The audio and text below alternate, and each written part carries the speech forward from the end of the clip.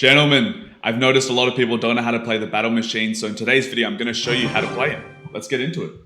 Just woken up, got a bit of coffee in hand, so my mind is clear. I'm going to turn the volume down just a little bit because I noticed it was a little bit loud. We get a Tesla tower to start off with, and I'll talk through how to play the battle machine right now. So the battle machine, if you didn't know, gives you a random 1, 2, 3, and 4 star tower troop on rounds 1, 3, 5, and 8. So in round 1, I got a random 1-star Tesla. And then in round 3, I'll get a random 2-star tower troop. Now, for the tower troops, how you want to place them is Tesla in the front line, typically because its actual attack range is very short. You want the Inferno Tower and the Mortar and the Expo in the back line, and then the Elixir Pump.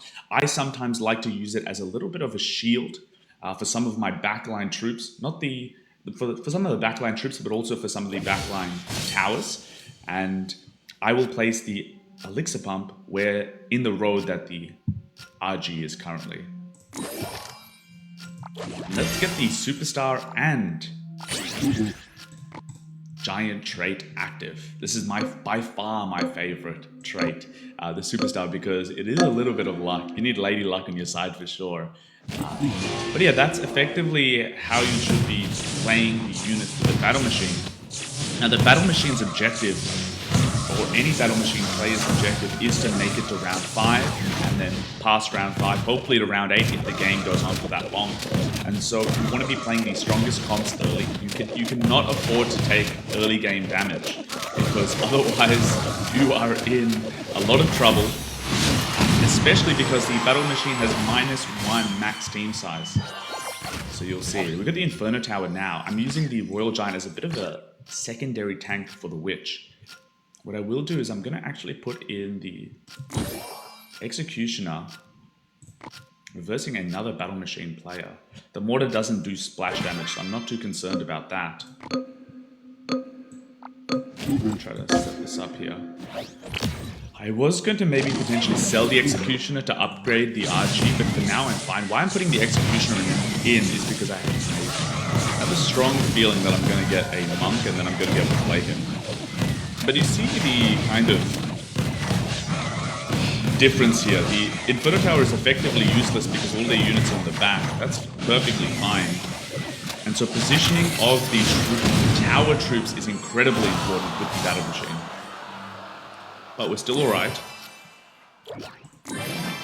I get a Ranger setup going. I actually really like this comp right here.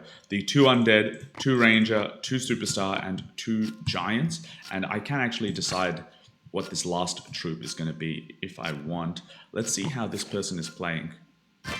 I have a feeling... What I'm actually going to do is I'm going to try to drop all my units back, honestly.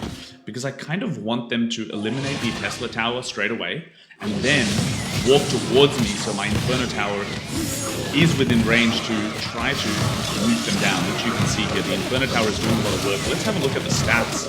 The Inferno Tower by itself, almost over 3,000. This is absolutely ridiculous. Look at the Superstar trait, absolutely insane. That is the power of the Superstar trait, and Teti is out of the game. Okay, we get a 3-star Elixir Pump now. We're a little bit later in the game. This might... I'm gonna be in trouble. Oh, this guy's got a 3-star Monk. Wow, I can't even 3-star... I can't even 3-star my...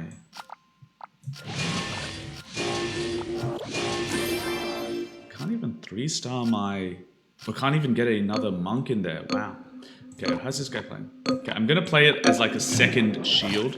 Now the Elixir Collector has a 5-second cooldown, so if I can get 1 or 2 maybe here, it's gonna be a little bit tricky. The Inferno Tower has locked onto the 3-star Monk, but that Monk's and his E-Giant gets an incredible cast. That is just the luck of the draw. I might be in trouble here, honestly. Wow.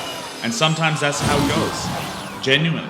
That's it. It's the Superstar trait. It's kind of broken right now, but everything else I said regarding the battle machine is still valid. I'm going to play one more game, just because I was a little bit disappointed.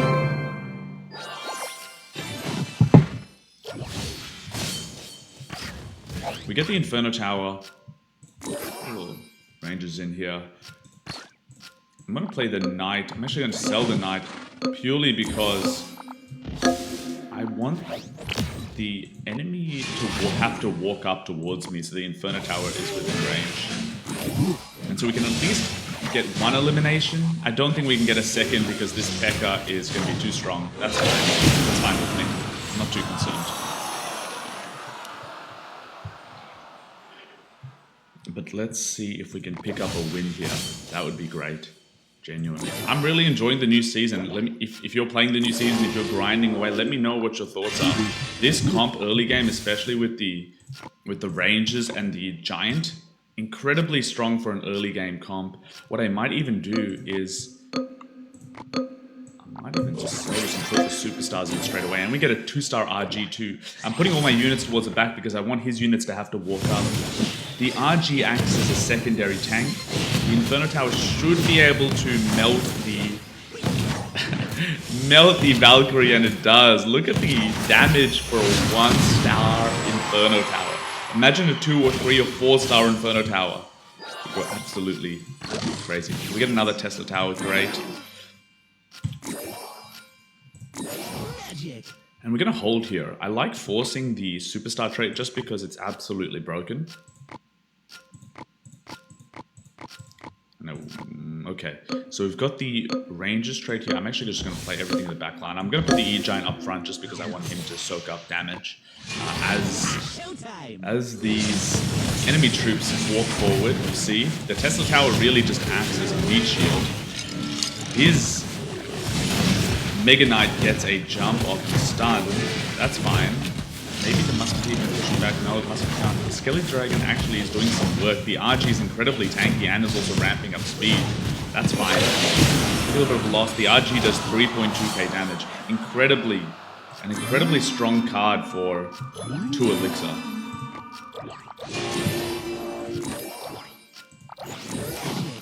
There's the E-Giant.